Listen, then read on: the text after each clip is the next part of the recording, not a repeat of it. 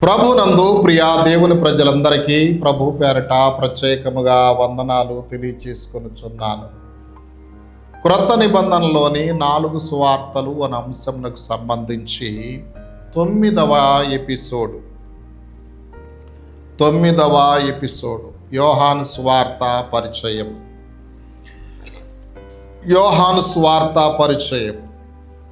ఈ యోహాను సువార్తను గురించి విపులంగా తెలుసుకోవాలంటే ముందు యోహానును గూర్చి ధ్యానించుట అవసరం.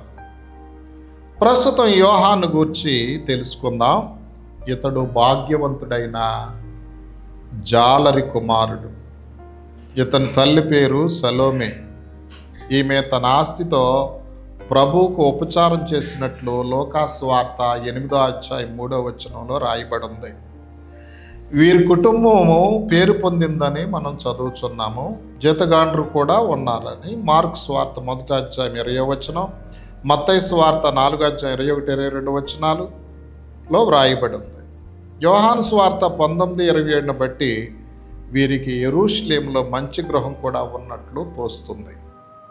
ఈ సువార్తను రాసింది యోహానే అని ఆది సంఘ పితరులు రూఢిగా నమ్ముచున్నారు.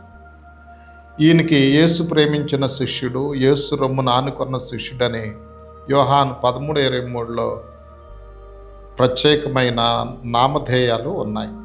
ముందు గొప్ప ఉగ్రుడైనను కృప పొందిన పిమ్మట సింహం వంటి వాడు గొర్రెపిల్లగా మారి ప్రేమ పోస్తులని పేరు పొందాడు. ఈ గ్రంథకర్త తన సొంత పేరుని ఎక్కడను కనపరచక బహు అనుకోగలవాడై వేరే పర్యాయ పదాలను వాడాడు. ఈ సువార్త రచయిత. ఈయన 12 మంది అపోస్తుల్లో ఒకడైన జబదయి కుమారుడైన యోహానని అందరూ ఒప్పుకున్నారు. ఇతనికి యేసు ప్రేమించిన శిష్యుడు, యేసు రొమ్మును ఆనుకున్నవాడు. యోహాను 13:20 ప్రకారం అతనికి బిరుదు ఉంది. యోహానే యోహాను సువార్తను వ్రాసినవాడు.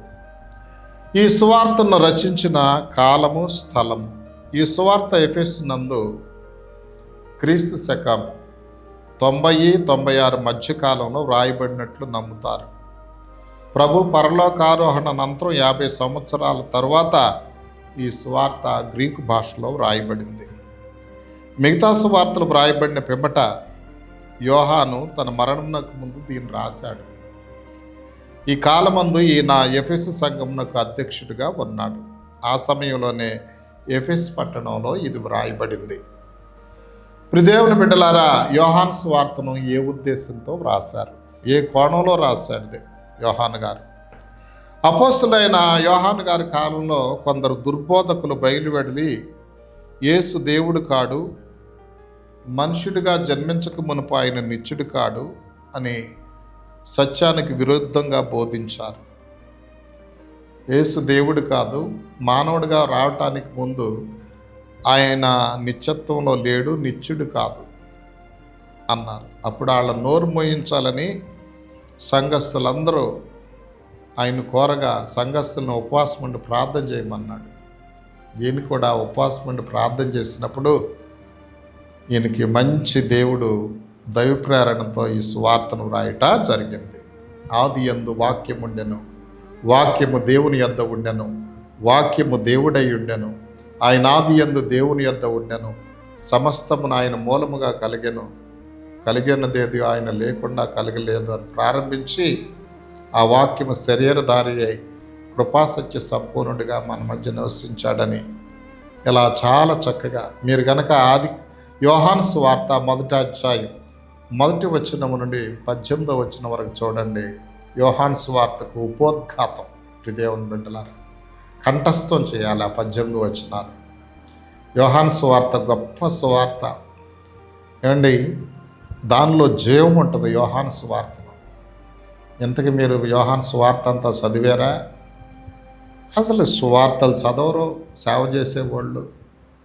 ఆడిడి ప్రసంగాలు 2 నోట్ చేసుకోవటం, సంచి తగిలించుకోవటం, వెళ్ళటం, అయ్యగారిని అయిపోయాను. బైబిల్ చదువుతున్నారా?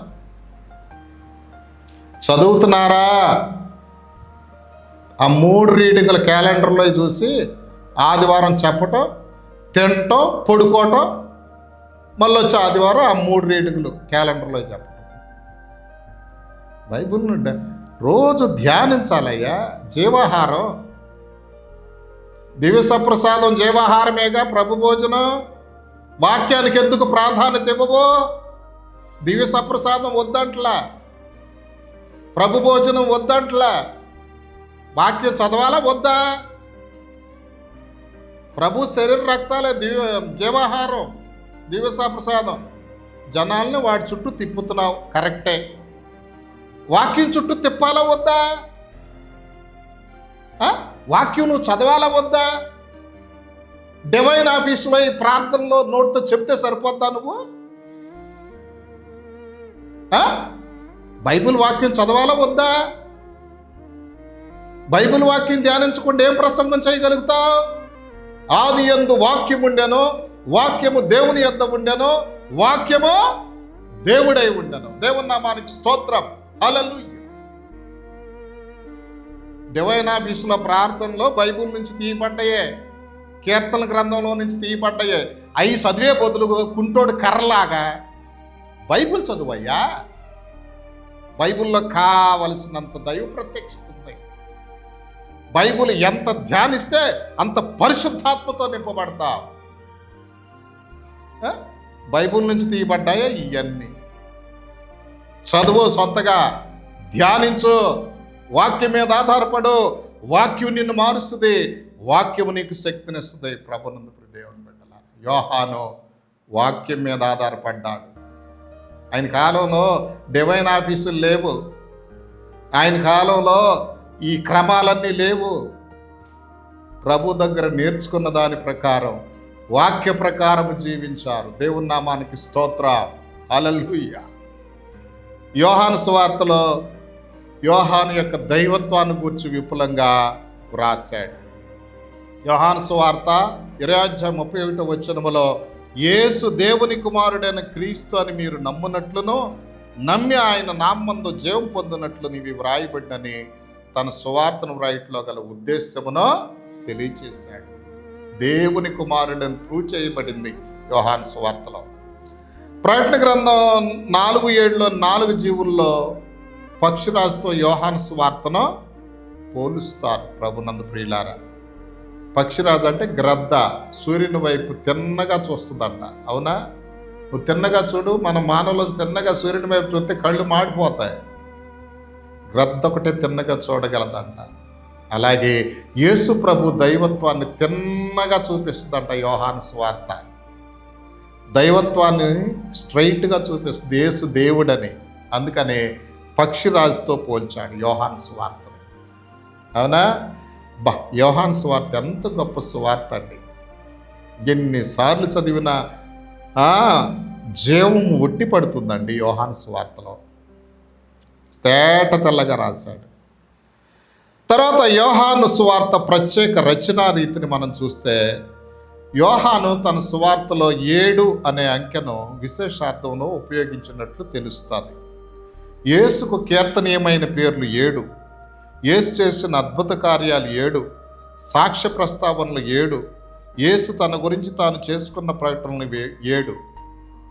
7 అనే సంఖ్యకు యోహాను సువార్తలో యోహాను గారు ప్రత్యేకమైన ప్రాధాన్యత ఇస్తాడు.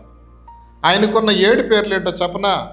1 దేవుని గొర్రెపిల్ల 1:29, దేవుని కుమారుడు 1:34, 3 బోధకుడు 1:38, 4 మెస్సియా 1:41, 5 నజరేయుడు 1:45, 6 ఇశ్రాయేలు రాజు 1:48, 7 మనిషి కుమారుడు 1:51.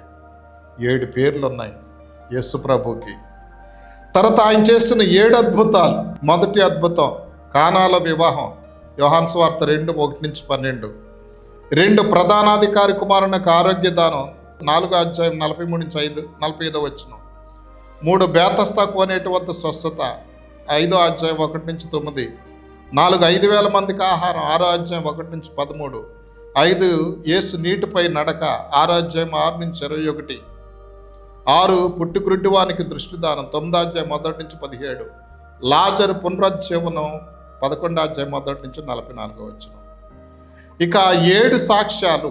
యోహాను యేసుని గురించి 7 సాక్ష్యాలు. ఒకటి, క్రీస్తుకు యోహాను సాక్ష్యం 1:7. 2, క్రీస్తుకు తండ్రి దేవుని సాక్ష్యం 5:37. 3, యేసుకు యేసే సాక్షి 14:8-18. 4, యేసు క్రియలే యేసుకు సాక్ష్యాలు 5:36. 5, యేసుకు పవిత్ర గ్రంథం సాక్ష్యం 5:39.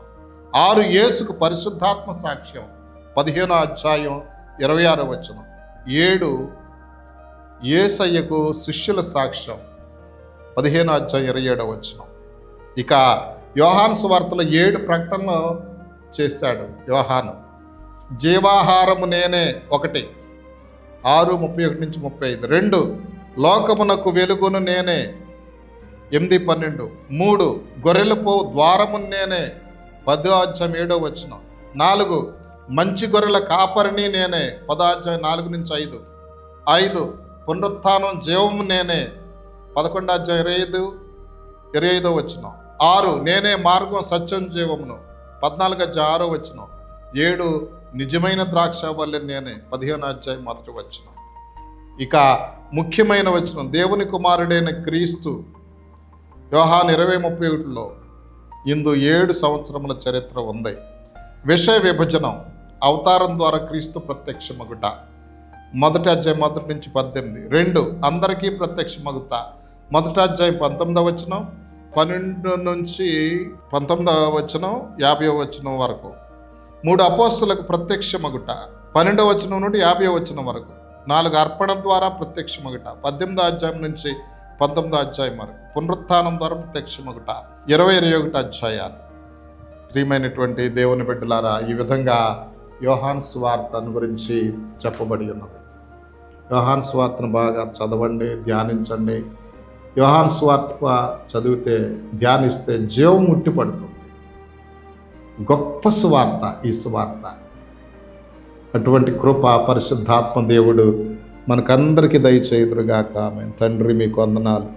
యోహాను సువార్త పరిచయ విషయాలు మాకు తెలియజేసినందుకు స్తోత్రాలు.